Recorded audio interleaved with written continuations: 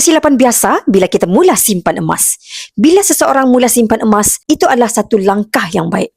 Tetapi dalam pengalaman kami, ada beberapa kesilapan yang sering berlaku di peringkat awal. Kesilapan tu nampak kecil, tetapi kesannya boleh mengganggu perjalanan jangka masa panjang anda. Pertama, anda terlalu fokus kepada harga. Ramai yang tunggu harga paling rendah sebelum nak mula. Akhirnya tidak bermula langsung. Hakikatnya, dalam simpanan emas, disiplin lebih penting daripada timing. Yang kedua, kita bermula terlalu besar tanpa perancangan. Semangat di awal itu bagus, tetapi tanpa struktur, ia sukar untuk konsisten.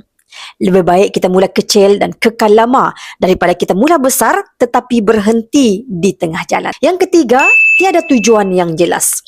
Ada yang beli emas sekadar ikut orang tanpa faham kenapa mereka menyimpan. Bila tujuan tidak jelas, disiplin juga sukar untuk bertahan.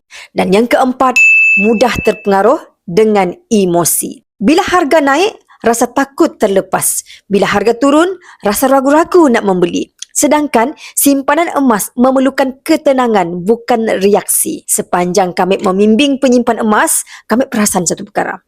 Sidak yang berjaya bukanlah yang paling banyak membeli di awal, tetapi mereka yang faham asas dan terus konsisten.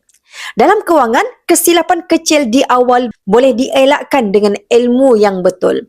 Dan bila asas kita betul, perjalanan akan jadi lebih mudah. Adakah kita sedang membina simpanan dengan kefahaman ataupun sekadar mengikut arus? Boleh follow saya untuk ilmu seterusnya tentang emas.